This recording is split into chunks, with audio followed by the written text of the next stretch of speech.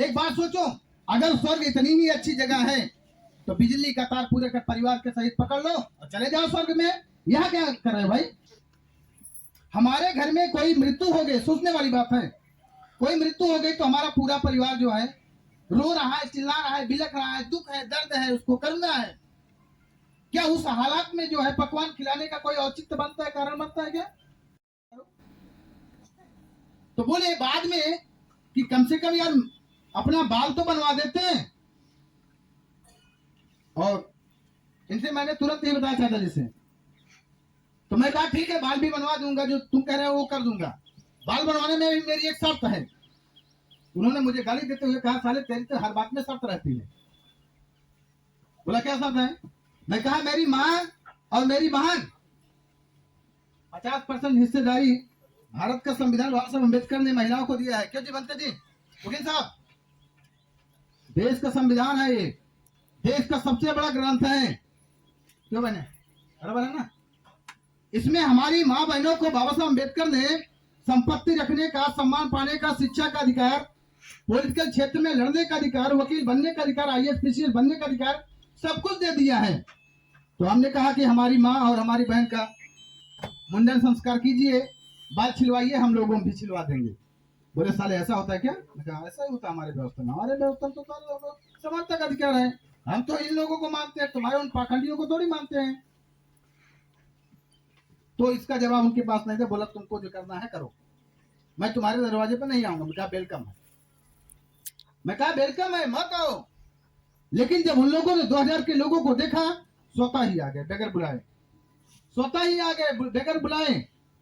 तो समाज की स्थिति ऐसा ही, अगर आप परिवर्तन करने के लिए निकलते हो तो घर के लोग पहले जो है इंटरफेयर करते हैं, उसके बाद समाज के लोग करते हैं, फिर समाज के लोग आपका साथ सहयोग देते हैं, क्योंकि ये सदियों से रूढ़िवादी व्यवस्था में जकड़े हुए लोग हैं। फॉर एग्जाम्पल, अगर किसी समाज की बहन बेटी को जला दिया जाए जिंदा और बोले कि इसमें जो है खुशी आप मनाओ, तो कोई समझदार आदमी मनाएगा क्या? कोई समझदार आदमी नहीं ना। उन्नाव की जो घटना थी, हमारी बहन बेटी को जिंदा जलाया गया, उल्टा उसके खिलाफ जो है FIR दर्ज किया गया और लोगों ने पूरे देश भर में जो है कैंडल मार्च निकाला। एकदम सेम कॉपीराइट है। होलिका आने वाले समय है होली, और वो होलिका जो है हमारी माँ बहन, हमारी बुआ थी, उसको लोग जलाकर खुशी मनाते हैं और कहते हैं कि बधाई हो। कितनी बड़ी बेहूदगी की बातें हैं, क्योंकि हमारे समाज के लोगों को दुश्मनों ने इतिहास जानने ही नहीं दिया। इतिहास में हम लोगों को पढ़ाने ही नहीं दिया, ना तो पढ़ने दिया। किसी भी इतिहास में बता दीजिए कि बाबा साहब अम्बेडकर का इतिहास पढ़ाया गया हो, ज्योतिबा फुले को पढ़ाया गया हो, माता सावित्रीबाई फुले का, साहू जी महाराज को पढ़ाया गया हो, दलित सिंह यादव को पढ़ाया गया हो, बताइए। इसलिए दुश्मनों ने क्या किया, हमारे लोगों को पढ़ने का अधिकार तो संविधान के तहत मिला, लेकिन क्या पढ़ना है वो दुश्मन ने तय किया। तो हमारे लोगों को लगा कि ये संस्कृति, ये व्यवस्था, ये परंपरा, ये संस्कार हमारा है, और उसको वो मान लिए। मानने की वजह से उनका ये सत्यानाश हो रहा है। हमारे घर में कोई मृत्यु हो गई, सोचने वाली बात है, कोई मृत्यु हो गई तो हमारा पूरा परिवार जो है रो रहा है, चिल्ला रहा है, बिलख रहा है, दुख है, दर्द है, उसको करना है। क्या उस हालात में जो है पकवान खिलाने का कोई औचित्य बनता है, कारण बनता है क्या? नहीं बनता ना। लेकिन हम लोग क्या करते हैं, लाख 50,000 70,000 80,000 90,000 लगा देते हैं। क्या कहते हैं? परंपरा है भाई, हम खाए हैं, दूसरे क्या खिलाए? क्यों खाए हो? मेरे को 10 साल हो गया, मैं 13वें के नेता नहीं खाता हूँ, और जो आता है उसको तुरंत बोलता हूँ क्योंकि हो भाई तेरे।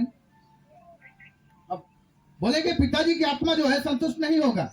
अभी मास्टर ने कहा आत्मा, परमात्मा, भाग्य, भगवान, स्वर्ग, नरक, अगला जन्म, पिछला जन्म, ये 10 जो शब्द हैं, ये दुश्मनों ने नायाब नुस्खे खोज रखा है हमारे समाज को मूर्ख और बेवकूफ बनाने के लिए। एक बात सोचो, अगर स्वर्ग इतनी ही अच्छी जगह है तो बिजली का तार पूरे का परिवार के सहित पकड़ लो और चले जाओ स्वर्ग में। यहाँ क्या कर रहे हो भाई? स्वर्ग नाम की चीज क्या है? देखिए, जो हमारे महापुरुषों ने संदेश दिया और बताया कि समानता का व्यवहार रखो, बंधुता का व्यवहार रखो, न्याय पर आधारित समाज की रचना के निर्माण के लिए अपनी जान की बाजी लगा दो, अपने संविधान के लिए अपनी जान की बाजी लगा दो, ये है स्वर्ग। हमारे बेटा आईएएस बनेगा, पीसीएस बनेगा, डॉक्टर बनेगा, कलेक्टर बनेगा, मास्टर बनेगा, पटवारी बनेगा, तो हमारे घर में खुशहाली आएगी, इनकम बढ़ेगा। ये है स्वर्ग भाई। बाबा साहब अम्बेडकर ने 22 प्रतिज्ञा लिया। आपका भला अगर हुआ है, इस देश के अंदर जो ये भारतीय ग्रंथ है संविधान, इससे भला हुआ है। आज हमारे समाज के लोगों को जो बोलने का अधिकार मिला है, पढ़ने का अधिकार मिला है, नौकरी करने का अधिकार मिला है, रिप्रेजेंटेशन करने का अधिकार मिला है, वो इस संविधान के तहत मिला है। अन्यथा हम लोगों को कपड़े पहनने का अधिकार नहीं था, कलम रखने का अधिकार नहीं था, माँ बहनों को वस्त्र ढंग से पहनने का अधिकार नहीं था, कुर्सी पे बैठने का अधिकार नहीं था, सामूहिक जगहों पर जाने का अधिकार नहीं था। ये बाबा साहब अम्बेडकर की बदौलत है। और बाबा साहब अम्बेडकर ज्योतिबा राव फूले कक्षा 8 पढ़े हुए, कबीर साहब एक भी अक्षर नहीं पढ़े थे, उनको अपना वैचारिक गुरु माना था, उनको अपना गुरु माना। हमारे लोग क्या कहते हैं, इतनी डिग्री है तब मैं तुम्हारी बात मानूंगा, उसके बाद कम डिग्री है उसकी बात नहीं मानेगा। उसको गधे की ये बात पता नहीं है कि दुनिया में विचारधारा राज करती है। विचारधारा कागज की डिग्री का मोहताज नहीं होता है। ये बात हम लोगों को समझनी है। उसके बाद क्या हुआ, फिर हम लोगों ने कहा भाई बाल वाल नहीं खिलाएंगे। बोले ठीक है तुम्हारी जो मर्जी। जब भंते जी को बुलवाया और कार्यक्रम में वो लोग आए, बोले यार ये ऐसा आज तक तो हम लोगों ने सुना ही नहीं था, देखा ही नहीं था।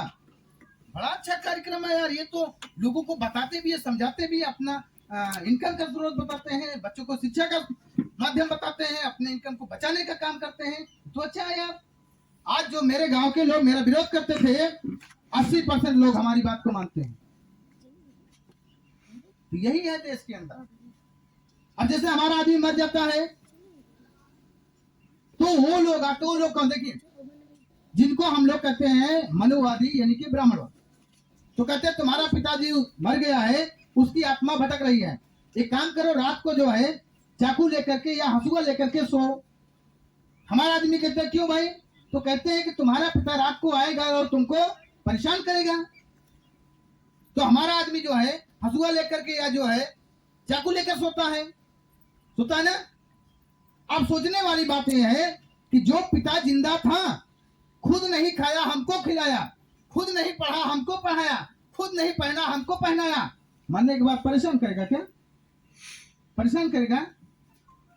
बेहिसाब की जो है वाहियात बातें समाज में भ्रम पूर्वक फैला दिया और हमारे पढ़े लिखे लोगों ने भी मानना शुरू कर दिया। इसीलिए बाबा साहब अम्बेडकर ने कहा था कि मुझे पढ़े लिखे लोगों ने धोखा दिया। कहने का मतलब यह है कि पढ़ा लिखा व्यक्ति जो होता है, सही को सही और गलत को गलत कहने का अगर उसके अंदर क्षमता काबिलियत नहीं